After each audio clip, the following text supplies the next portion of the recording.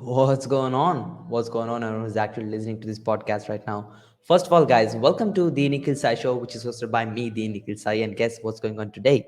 We are back with another amazing guest. This dude is an amazing person when it comes to the funnels, well known. He's been working with industry experts. Now we're having a 2CC winner, which is freaking amazing. I mean, we're talking about someone who has done over $260 million in sales for his clients overall from 2006 when he started his agency and where he's helping people with websites, funnels, and all of this crazy marketing. He's been working with top industry experts like you name it, he got it. Tony Robbins, Dean Graziosi, Russell Brunson, everyone in the industry who is at an elite level. And I mean, this journey will absolutely blow you away if you're someone who is from ClickFunnels community who understands funnels. This will be a golden, valuable interview. So, guys, let's not waste any time and actually let's welcome Bryan Dulane, CEO at Perfect Funnel System. Hey, Bryan. Welcome, welcome.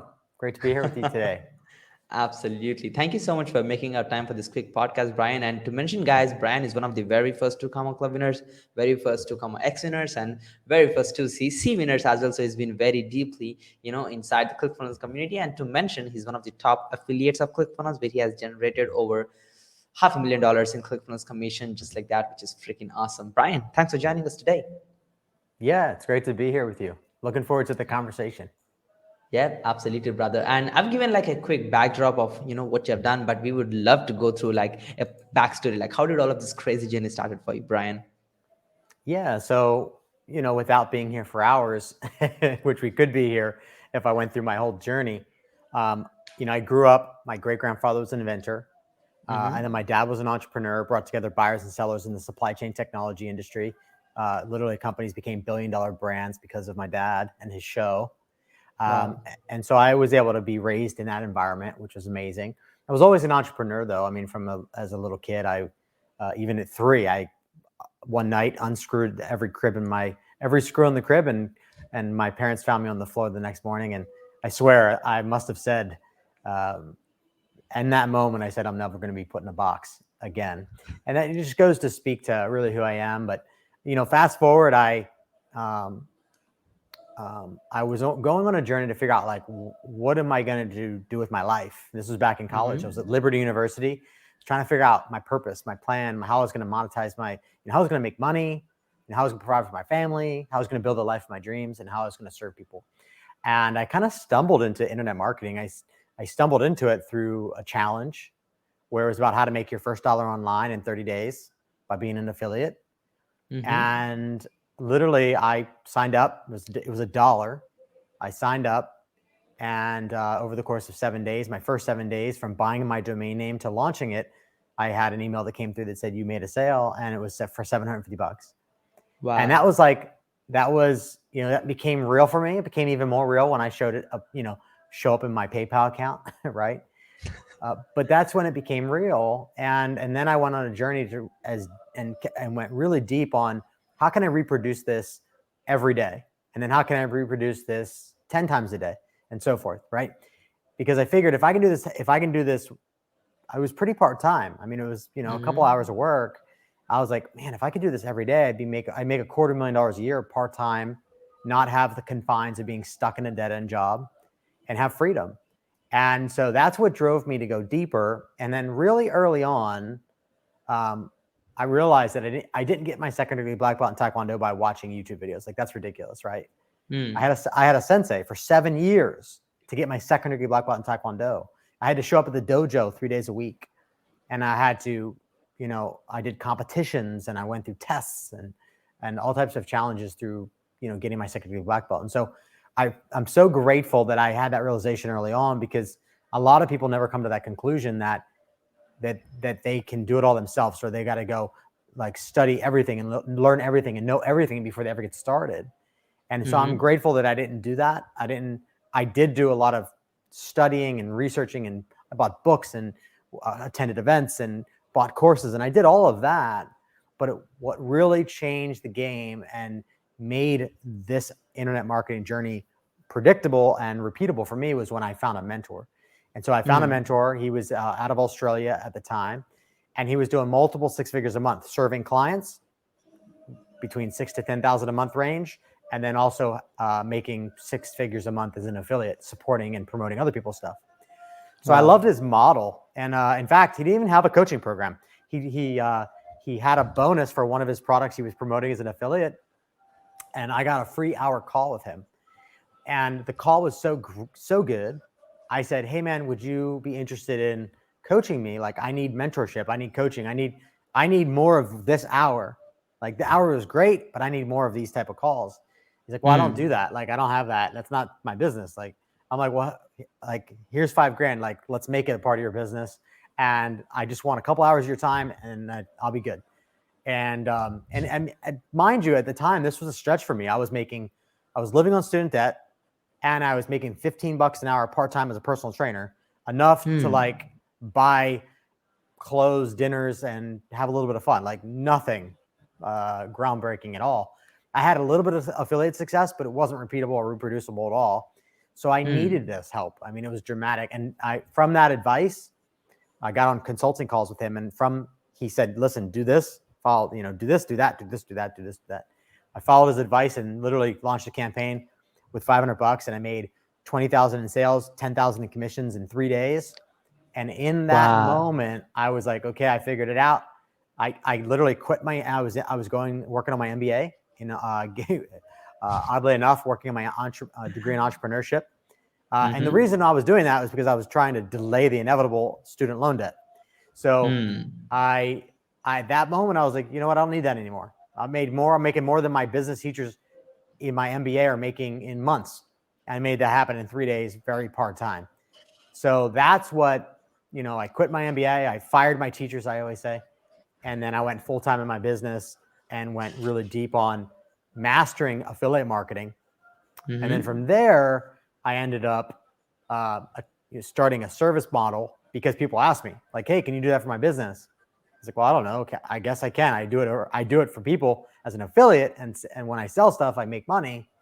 I never even thought, at the beginning of my career, I never even thought about doing it as a service. Because I didn't know how to get clients. I didn't know how to present proposals. I didn't know all that.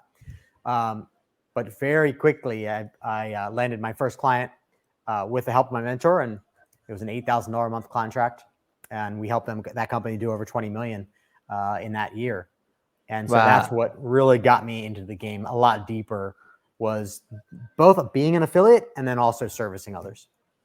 Yeah, that's beautiful, Brian. I think I really love the way you actually had your, everything inside the marketing side when it comes to, you got that experience from affiliate marketing and the way you can shift it into the service business. That's beautiful. I mean, Brian, you've been launching and scaling, hundreds of funnels of especially these elite level people, and you've been looking behind the scenes of how these hundreds of millions of dollars are happening through the funnels you have built, right? So can you, as I don't think anyone else can answer the question like you do, especially as a funnel expert, can you walk through the little bit of psychology behind sales funnel? Like how does a real sales funnel function? Yeah, sure. And we help all people. We help people, we work with people at a high level like Tony Robbins, Dean Graziosi, Russell Brunson, but we also work with people that are brand new, that have an expertise. One thing I'll say that's been critical to the explosive growth that we've had in the last probably 7 years, because I've been doing this since 2006. So, over 15 years, I would say was when I got really clear at who I serve, and then only serve those people. So, that's where, experts come in that are an expert, and they've been able to produce results for themselves. Maybe they've been able to help a few other people, but then they're really ready to take it to the next level. And so that's really truly who we serve. Sometimes we support people like Tony Robbins and Dean Graziosi and Russell Brunson by promoting their stuff because they have great stuff, right? It's easy to promote people who have great stuff, right? Yeah. And that really boils down to a key of success, right? You got to have a really great offer. Russell always says, right, you're one funnel away. I would actually say first, you're one offer away, and then that leads you to a funnel. But if you don't have a good offer, then who cares about the funnel? You don't need to worry about funnels. If you have a really great offer, then you build a funnel around the offer, and you have success.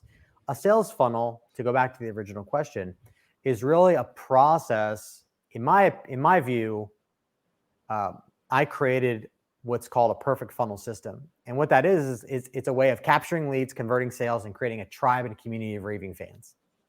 A sales funnel is just that. It's how do you capture leads on the internet? How do you build a relationship with those people in order to make an offer and convert sales so you can serve people deeper? And then beyond that, which is where a lot of people stop, they stop there. They just focus on lead generation and selling, which is super shallow thinking. The brands that are worth billions, not millions, but billions, focus a lot further than that. Like, think a lot longer than that. And they think about the community, the culture, the tribe. Look at ClickFunnels, right?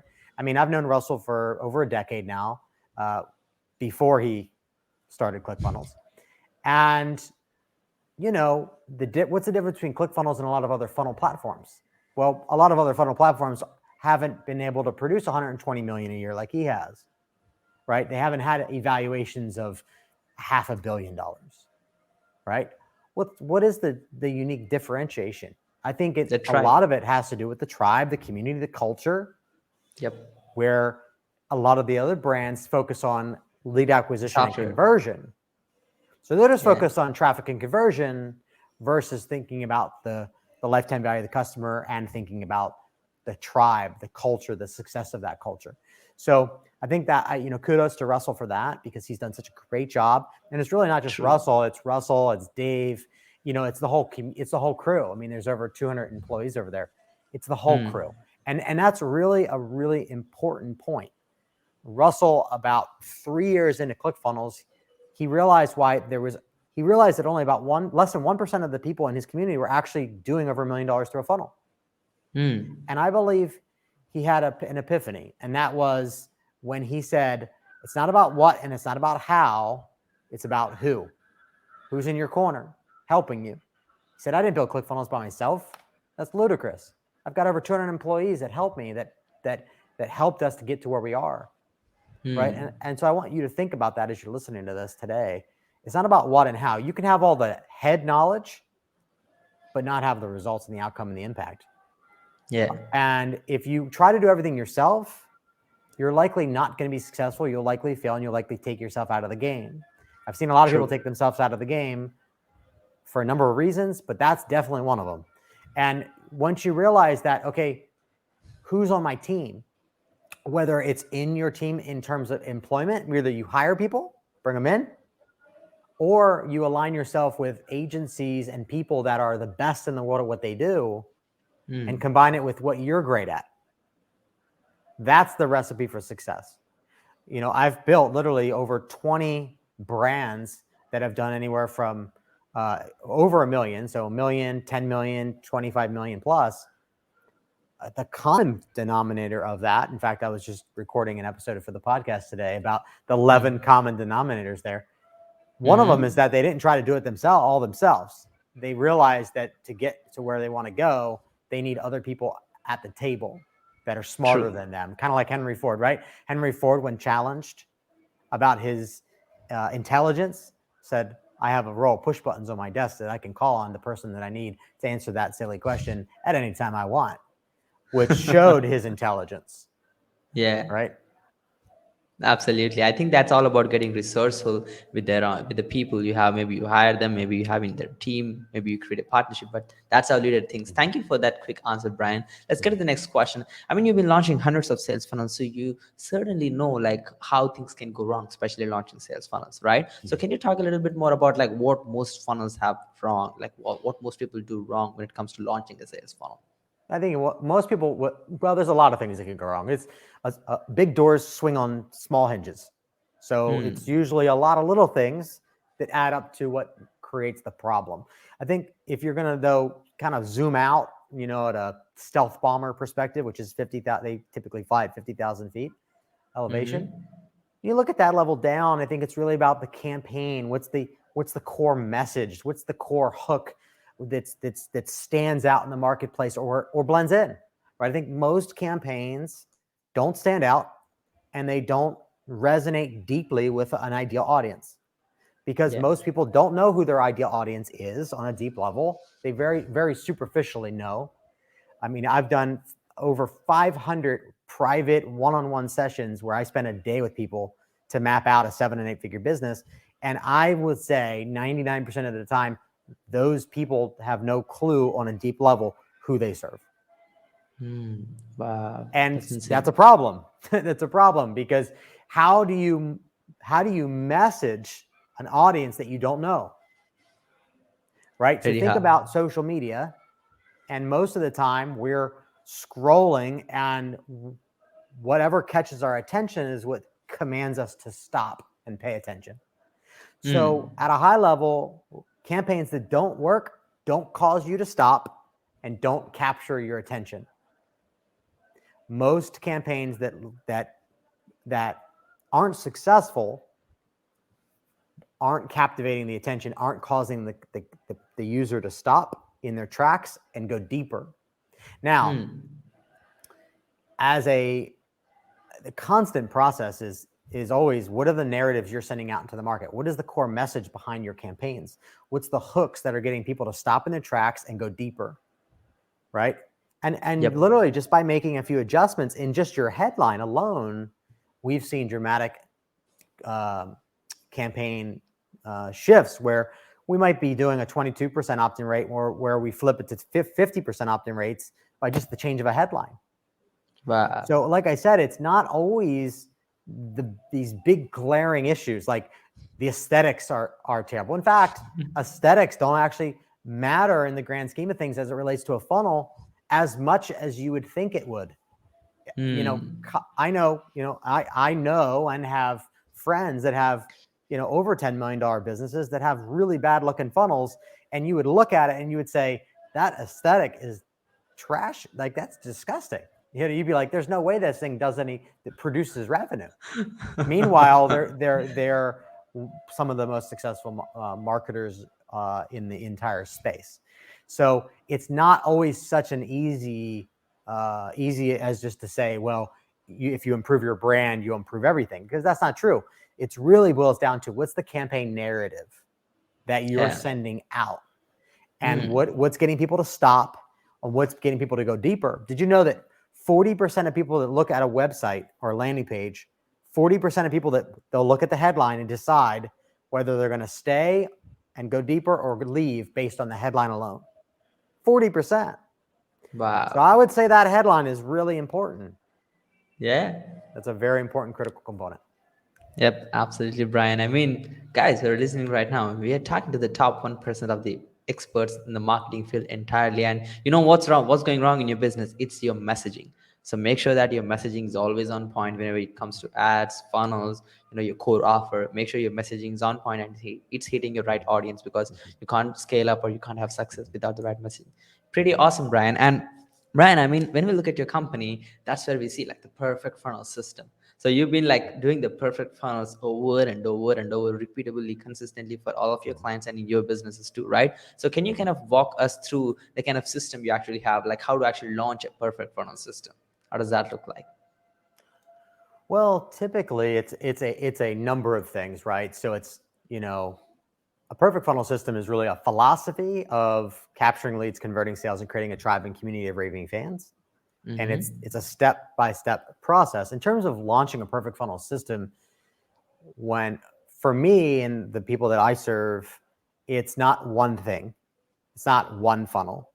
It's typically more than one.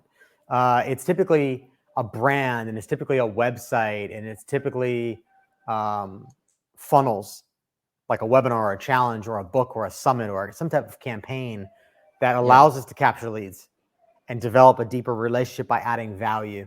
And then a strategic process of selling that's not pushy, but rather consultative of nature, and really more of making an offer in a way that makes sense for people to say yes versus no. So when we launch a perfect funnel system, if you will, it's what I want to communicate here is that it's not one funnel. It's not one thing. For example, we had a client that launched a challenge, and the challenge didn't do that well. But simultaneously, we also ran side by side of that an application funnel that led to high ticket sales. And they did so well with high ticket sales that they literally said to us, well, if doing, crappy challenges that don't profit bring in a lot of high ticket clients, then I'm going to keep doing these crappy challenges. And really what that means is, number one, you don't have to do crappy challenges if they're architected strategically. And it's not always about being architected strategically, because again, there's little hinges swing big doors. Yeah. It's a lot of the nuance. A lot of the coaching that I do is around communication strategy, right? 70% of communication is nonverbal. So what is it your body's communicating, not just your mouth? A lot of people think that just what they're saying is what they're communicating. And they're missing the picture there. They're missing the whole, the point. Your body is communicating your message. So how are you showing up in relationship to the narrative of your campaign? So for me, I always have the core elements of a perfect funnel system, right? Where we have something to capture leads. We have something, and usually it's multiple channels of ways of building our database: phone, email, different mechanisms. So what are we putting out into the marketplace that we're going to use to get people to come into our world? Then what are we using to add value, develop a relationship, provide inspiration? Beyond that, it's how are we making offers, and what are the offers that we're making? And how do we make them irresistible? Or I like to call them DAOs, which represents what I call a dumbass offer. Meaning when someone sees it, they say to themselves, I got to be a dumbass to say no to this thing. That's what a DAO is. So if you create your offers in a way that the conclusion in the minds of the people that you're serving, they say to themselves, I got to be dumb to say no, then you're going to have more people say yes than no. Well, to get to that place, you really have to put together an offer in a way that really truly serves and supports people. And when you put together an offer in a way that truly serves and supports people, then people will say yes. Absolutely. People are saying no to your offers because they don't believe you can serve them the way that you're selling it. Now, it makes your job infinitely easier if you have what I call a mountain of evidence, where you can point to the outcomes that other people have that are like those people that are listening. Wow. Right? And so I always recommend that if you don't have the results for others, then become obsessed about going and getting them. Because that's going to help you so much when it comes to selling and making offers, that it stands on its own without you having to make an emotional, salesy, pitchy close. You shouldn't have to do that.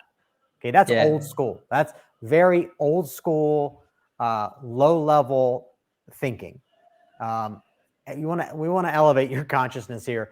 You don't have to sell that way. That's old school. That's like talking to 100 people and closing one, right? Well, what if you could talk to 10 and close 8? There's a much more strategic way of selling than having a throw mud up against the wall strategy, which is the old model of selling, right? Very bad way of selling. That's why people have such a negative association with selling, when in reality, selling is being of service to others. So selling is something that you should not resist, but it's something that you should embrace.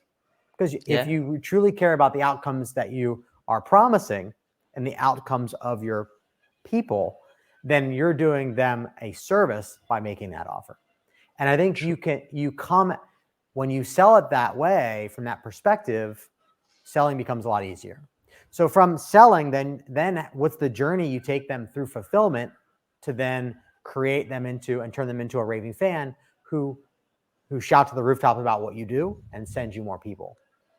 And then eventually you get to a place in your career and in your business where the snowball effect kicks in, where the ball is rolling down the hill and momentum is building. And that's a great place to be once you get there.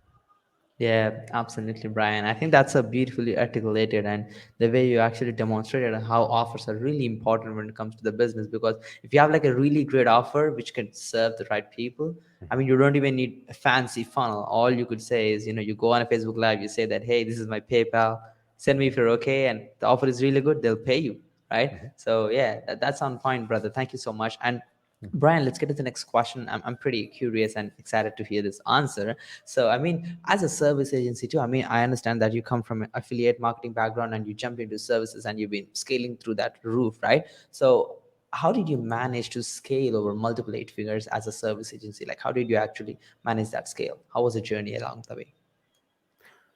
Well, so there's a lot. That's a long, kind of long-winded question, and I'll summarize for you. But it really boils down Mm-hmm. to the team, right? So we're more of a boutique agency, where, early on I decided that I didn't want to be a factory. I would rather have really highly qualified people that are really gifted and brilliant in their specific function, whether it be Mm-hmm. copywriting or branding or video filming and production or tech, and all of the major components that are necessary for launching and scaling a business. Running ads is a whole nother, bucket where you've got like specific channels that people are typically great at. You don't typically find Mm-hmm. one person who's great at every platform, right? So about 2015, that's when I started that process of refining the team. And, Mm. now we're over 20 people that are on the team that are specific in their function and that are the best in the world at what they do. For example, my head of branding has done 38 of the top Fortune 100 companies in the world in some form or fashion in terms of brand. Wow. So it's boutique. And those people you can't hire typically. Like, you're not going to be able to hire that person and have them be only a part of your company, because you need to Mm. pay someone like that, over $1 million a year. So there's a relationship that goes into that that's different than normal. Most agencies are either A, outsourced to other countries, or Mm. B, they hire lower level people than themselves. So they never really have explosive growth, because if you're building a business that's outsourced overseas, typically the expertise of the owner is going to be superior than the rest of the organization. True. And it's hard to control that ship. So that usually is not that successful. The second level up from that is like building a company where you hire people and you train people. Well, you're not going to find a really great copywriter unless you're paying them 15 to 20,000 a month. Okay, True. I'm talking Yeah. about really great copywriters, and most agencies aren't they don't have the capacity to pay for all the roles and functions that they need of people that need to earn 15 to 20,000 a month. So they're not ever going to find that they can't build that model unless they have Mm. bankroll to fund it, right? Yeah. If they have the bankroll to fund it, then they can do it. But you don't see people doing that, because another thing that comes into play is that now you have the owner of the business now having people that are smarter than them, and usually there's ego conflict. Mm. Usually that battle there. That's So true. so I'm just giving you the real perspective on like kind of the ecosystem of the agency model. What I found is that, number one, we do things very differently, where it's performance based. So we share in the profit of the campaigns. There's fee Mm. to cover time, but there's also percentage of profit. So that's why, we have clients that have paid us out over $1 million as profit partnerships, where most agencies will never make $1 million from one partnership or one contract in their life, let alone True. their entire year from their whole business. So we have that, and then we've diversified our portfolio of clients. So we have, we're in every sector, almost every sector. So it's a very different animal than most agencies in that capacity. Yeah, absolutely, Brian. I think that's so beautifully articulated. I mean, you should always have people in your team who are higher level than you, especially when it comes to like this little specific task, so that we can actually do the task at a very higher level. I think that brings us to the next question, Brian. I mean, you've been able to hire the higher level people because, you could say that's the first thing is the relationship you have between them. The second thing is like the pay you are actually giving them to, right? So as an agency, if you're willing to kind of pay big money for your team, you should be able to have bigger budget clients who are pumping in good money too while you're actually Mhm. giving that back, right? So can you talk a little bit more about like your client acquisition process, like attracting higher level clients as a marketing company, like how you have been very successful at building clients where you're having partnerships where you're at least getting like $1 million check like continuously from your clients? Yeah, I mean, it's multifaceted. multi-channel. So we don't just advertise on one channel, but we advertise multi-channel. And then we also create campaigns that attract the type of person that we want to work with. For example, my wife and I launched what's called the free golden ticket, and you can see it at freegoldenticket.com, where we created a campaign around, Willy Wonka and the Chocolate Factory, right? So my idea behind that, and my wife created the theme, but my idea was I want to create something that's disruptive, that stops the scroll, but is creative where someone would see it and say, I want that creativity on my business. Yeah. And that's how the free golden ticket was born, was out of that question. How do we stand out like a sore thumb?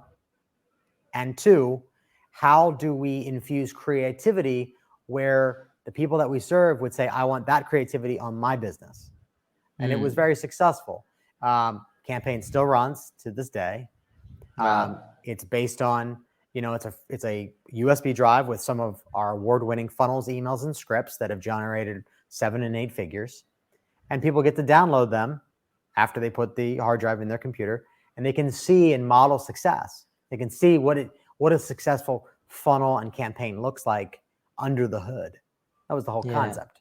And then we built into it, 5 lucky winners could come to the Profit Factory, just like the movie, right? Where 5 lucky winners would go to the Chocolate Factory. We called it the Profit Factory. They had the everlasting gobstopper. We had the everlasting funnel, right? So we were able to, you really use a play on words and and leverage the theme that everyone knows to get in front of an audience. And most people in our community have seen that campaign because we pushed it in front of their feeds, right? That's one example of how we get in front of our ideal audience. There is 10 to 15 other examples of different ways that we get in front of our audience, but that's one of our examples, is providing content and creating campaigns that attract your ideal customer. Yeah. Right. That's and I think beautiful. as a business, you need to be in that activity of adding value to your marketplace, providing wisdom and insight and knowledge to help people on their journey. When you do that, when you give, you're naturally going to receive, right? It's a biblical principle. So when you plant, you're going to reap a harvest.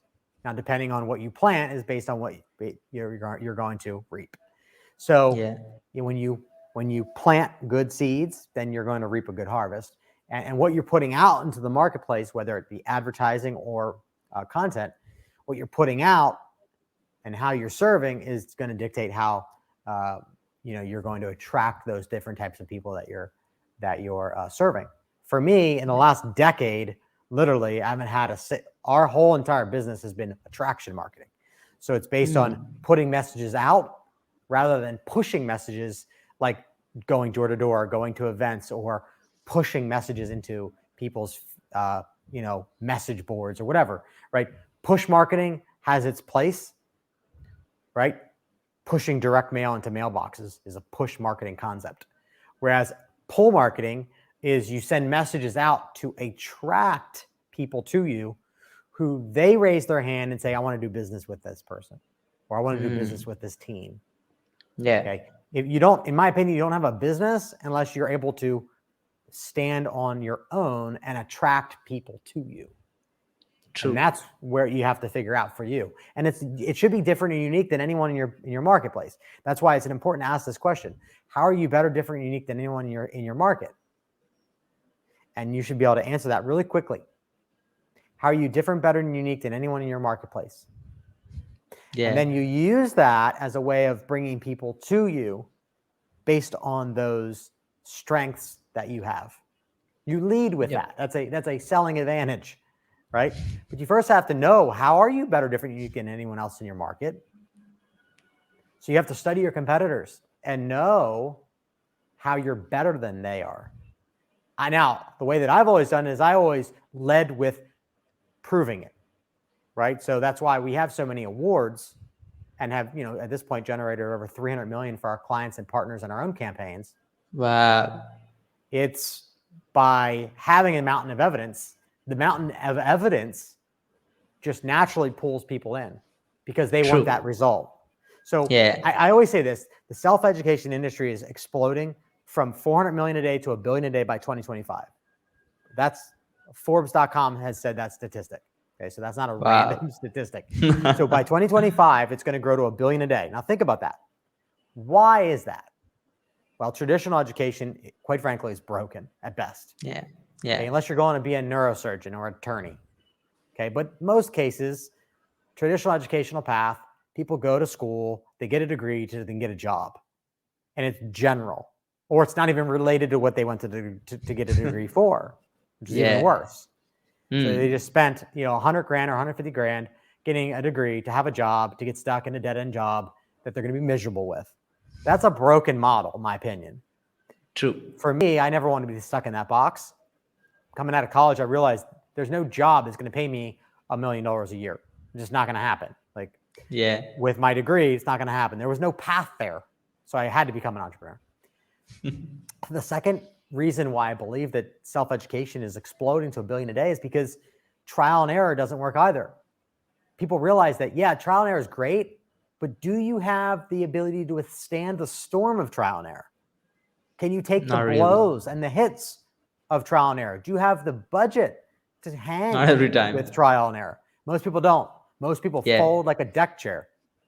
Okay, so that's number two. Trial and error is not the fastest path. And number three, why self-education is exploding to $1 billion a day, people are waking up to this realization that they need to find people who have specialized knowledge and results in a very specific field.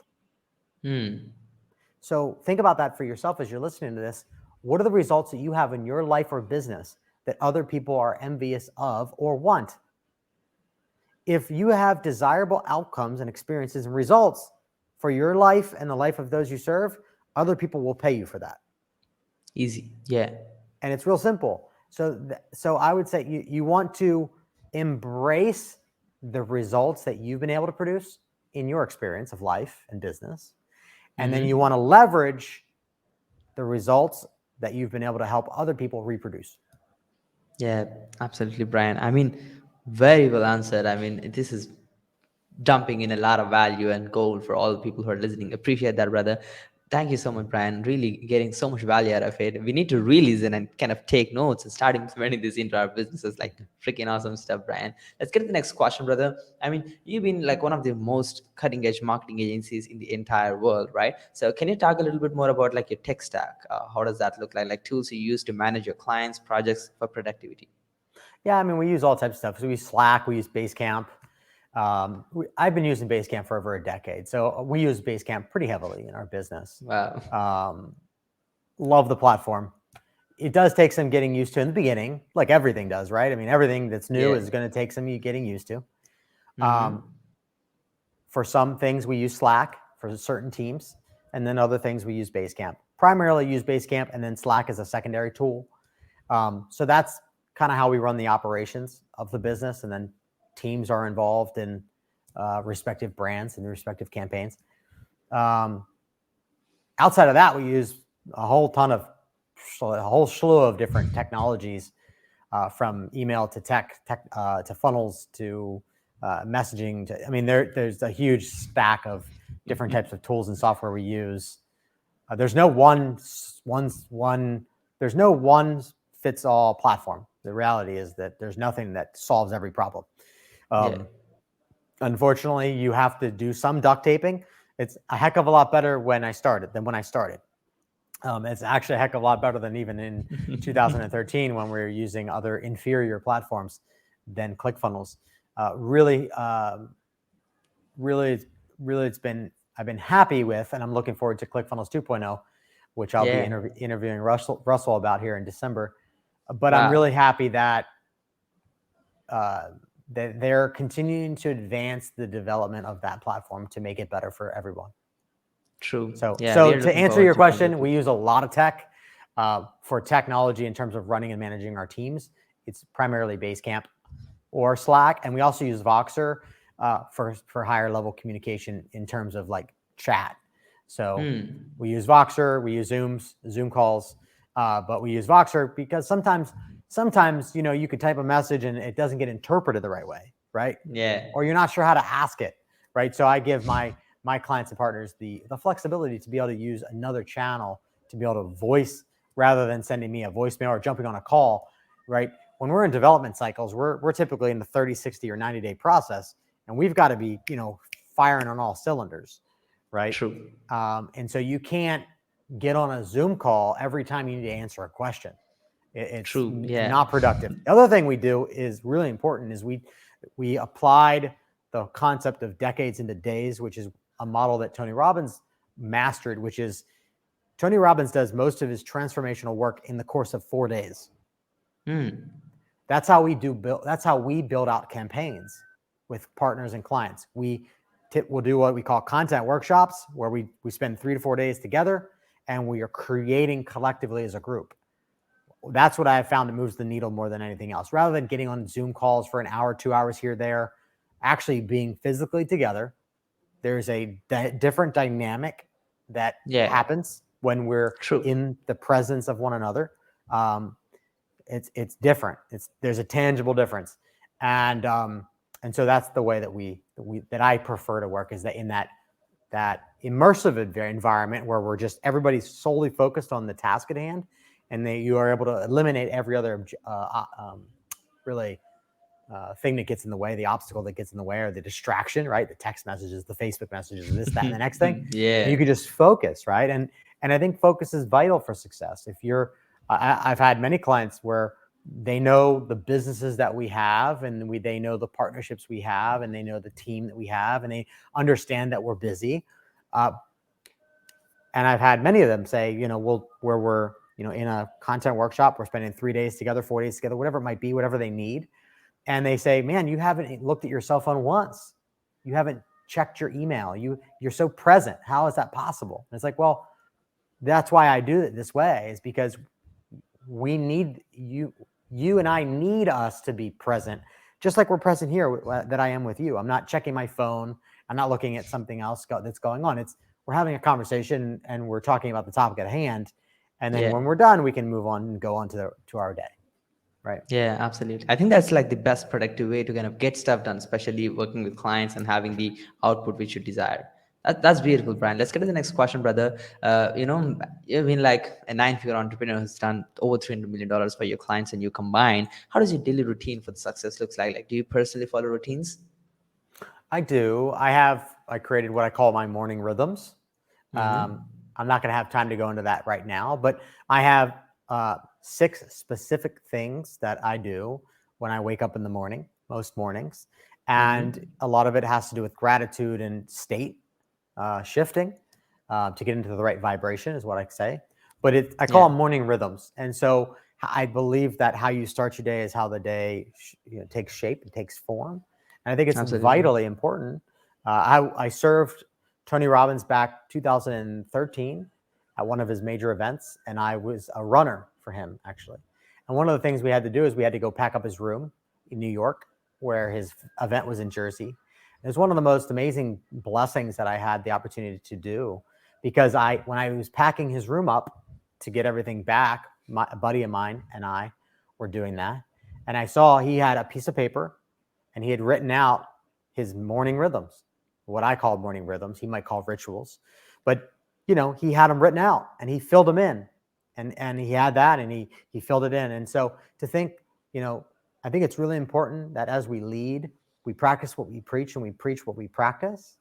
And I think that's what Tony is living and breathing what he preaches. And that's an example, right?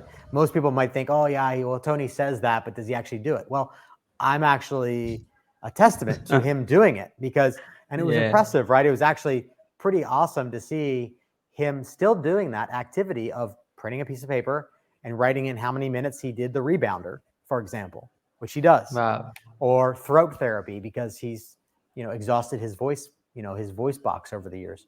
So I think it's important. Your rhythms are important. I think shifting your state is vital. It's all to do with energy management. And so I think all of us are going to have a little bit of a different rhythm. I think you need to find one that fits you. I have mine, what's called morning rhythms, that eventually I'll create a product around. But it's how to get into a higher state of vibration, and how to get out of your own way, how to get out of stuck negative energy. Because you don't create well in a space of stuck negative energy. Beyond that, you don't get very far as well when you're spiritually stuck either. That's a whole nother conversation, but most people are stuck and they don't even know why.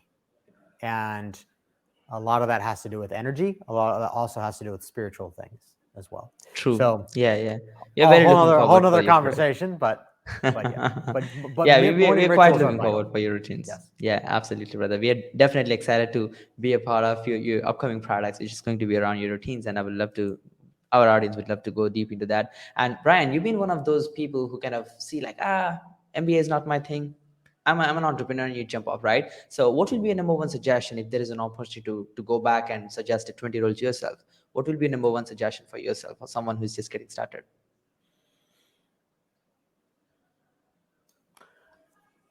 Probably the biggest advice is find a mentor who has the results that you want, the life you want, not just the resources, because resources are a tool, but who has the actual impact, who actually has the lifestyle, the freedom that you want to create your life to be, right?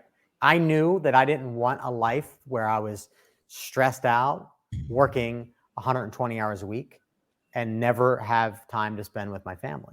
That's not a desire I wanted. Some people want that desire. Gary Vee, I think, is one of them. He likes to hustle. He likes to work hard. He likes to, be working. I like freedom. I like to be able to take a month and go to Hawaii for a month or two at a time with my family. I have the freedom to do that now. But I architected that experience, right? So I think one is think about the life that you want to create and that you want to live more than money.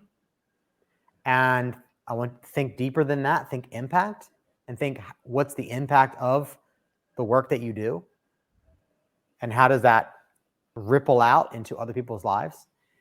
And then find a mentor, find someone who has the results that you want, and find a way to get around them, find a way to pay them for their time. People that are at that level are not just going to give away their time for free. They're not just going to, they're busy typically. People that are typically successful are typically busy. They go hand in hand. So find a way. Like when I started, right, my mentor at the time wasn't even offering it. But I said, hey, like, I want to pay you. I need more of this. And I kind of made him an offer that he couldn't refuse. And he said yes. Right. I was persistent. You were persistent with getting me here today, which I'm grateful for. Thank you for doing that, right? I mean, in life, being persistent is vital for being successful, right? Yeah. If you stop and you don't keep going, then you're inevitably going to fail. True. Now, failure is not a bad thing, because we need to adopt failure as entrepreneurs, because we're constantly needing to be in a state of pivot. Yeah. Because you're making adjustments as you're going on your journey. You're never just clear sailing as an entrepreneur. You've got constant pivots and adjustments that you're going to need to make as things arise, things that are not necessarily always in your control. So a few things there, right? It's like embrace failure, fail forward fast as possible. Because I can tell you now, being in my career where I'm at now, I failed a lot in the beginning, and I had a lot of disappointing situations, from relationships to campaigns to everything. And now it's become a lot easier because I've gone through a lot of those failures. But if I never failed forward, I would have stopped. Yep. Right. Yeah. And above all else, constantly really dig deep into what is the driving force that's causing you to become larger, become better, become bigger than you currently are. Right. For me, I died in 2003 and came back to life. The doctor said I was a living miracle. Never saw anyone with my severe condition live, let alone be able to even comprehend what he was speaking. And so for me, it's like, after dying, come back to life, it gives you a different perspective. Right. I have like this death perspective where, I believe my life's a miracle. I believe God put me here for a reason. And I believe I have specific assignments that are necessary to be fulfilled before I go on and leave my physical body. That is a driving force beneath the surface that a lot of people don't see. But if you were to put me head to head with someone who does exactly what I do, I have a stronger driving force than someone who just does the similar thing. Yeah. So think deeper about what is that driving force for you. I will say that of the hundreds of clients that I've served over the years, those with a strong driving force that are pulling them into the future are the ones that are going to be more successful than the ones that are not. Yeah, absolutely. Beautiful, Brian. I mean, I appreciate that. I mean, you know your purpose, and I think that's really important as an entrepreneur, as you evolve as an entrepreneur. That's beautiful. We have a couple of more questions before we wrap up, brother. So your life's biggest achievement so far and any next bigger goals? Yep. And we'll have to wrap here soon. So I would say getting married, having a baby, by far, biggest blessings. There was a point in time when I was single and all the men around me were saying, you're going to be more blessed on the other side of marriage. Get married. What are you waiting for? And they challenged me to think outside of my current reality. And it wasn't until in my spirit that I was prompted, is what I call them prompting, is from God. I was prompted to get married. I was prompted to take that next step of faith. And it was very vivid for me because it wasn't until I had received the prompting directly from God, not man, and that's a whole nother conversation, but I received a prompting from him that I'd be more blessed on the other side of marriage than I would single. And that day that I received that word, I bought the ring, and literally within hours, God fulfilled on his word by sending us a client that cut a check for over $150,000. Wow. That was direct confirmation. Direct confirmation. I don't know how more direct you can get. Now, since that point, a lot of other blessings came. But I mean, talk about answered prayer, right? You'll be more blessed on the other side of marriage. Take the next step. Get in the game. And then and then the next directive was let's get this party started, which then within 2 weeks we were pregnant of getting married. And then we had our beautiful daughter, Victoria Rose, who is, a blessing that I couldn't comprehend when I was single. I always wanted kids, but you can't really comprehend it until you have them. And now we have another one that's on our way. So those are the things that I'm most proud of. I'm most it's God, it's family, and it's business, and it's really in that order of priority for me. And by having that order of priority has been proven to be successful. Yep, absolutely, brother. We are so happy for you. Thank you so much for that. And I mean, Brian, you're such an amazing person when it comes to funnels. Where can our audience find you mentoring? Yeah, absolutely. So BryanDelaney.com. That's Bryan with a Y. I always say you got to have a Y. It's super important. And Delaney, D-U-L. A lot of people will pronounce it with D-E, but it's D-U-L, Delaney, D-U-L-A-N-E-Y. So if you go to BryanDelaney.com, or if you don't want to try to figure all this out yourself, if you want to hire the best of the best and the team of people that are behind me to help you, then we have an agency like we've mentioned today, and that's at perfectfunnelsystem.com. And we'd be happy to have a conversation to see if you're a good fit for what we do. That's beautiful. Guys, you know what to do.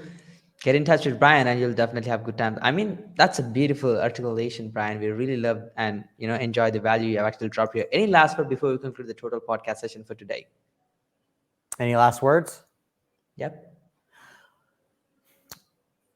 Get in the game, put one foot in front of the other, and just keep moving forward. On your journey, you're going to have challenges. Embrace them. The way you deal with them is by having people in your corner that can help steer your ship in the right direction. But if you never get started, if you never get going, you'll never realize the potential that's possible. And listen to your inner promptings. Probably my best advice. When I was asked by Russell Brunson to share the secrets to my success to his highest level mastermind members, I talked about being the listening to the voice of God and listening to the inner promptings and being guided on the journey. God's word will always trump man's wisdom every day. So listen to those inner promptings, press into those inner promptings that are trying to guide you on this journey. I've had so many of them at this point that when I acted upon them, there was fruit, but the fruit didn't always come immediately. Like when I got married, that fruit was immediate. But there was an example, there was times and situations, many of them at this point, where I was prompted to act, and then 30, 60, 90, 12 months out, I realized why I was being prompted to take action. Yeah. So learn to listen internally and within, and learn to tap into how God's trying to guide you into the future to be successful. Because I do truly believe that God wants all of us to be successful and to experience abundance, but we need to listen and we need to act. Sitting on the sidelines isn't going to serve anyone, including you, those you're called to serve, or God for that matter. So that's my best advice. Listen to those inner promptings. Let the inner promptings, let God guide you in this journey. It's going to far surpass man's wisdom, but it will take some time to understand how to interpret, how to listen properly, how to ask the right questions. And that is that's different for everyone, right? I have a formula that I have been able to, experience and create for myself, but you might have one that works for you that's different, and that's fine too. Yeah. We all have a different experience of God and a different perspective on that, that whole conversation. But to leave that conversation out is you're doing yourself an injustice. We are spiritual beings living a physical experience, and until you come to that realization, you won't even think about the spiritual ramifications of your decisions that you make every day. So press into that for whatever that looks like for you. Life will be vastly different when you learn to trust the voice within and be guided on your journey. Yeah, that's a beautiful message, Brian, especially for entrepreneurs. They need to kind of listen to themselves, what's happening for inner themselves, which is absolutely beautiful. And definitely that's an amazing message. Again, Brian, thank you so much for this amazing opportunity. It was definitely insane having you on, and all the value you dropped is insanely helpful for all the people who actually listen to this podcast. So guys, stay tuned for the next interview. This is me, the Nikhil Sai, and Brian signing off for today. I'll be back with another amazing 2 Comma Club interview. Peace, guys. Bye, Brian.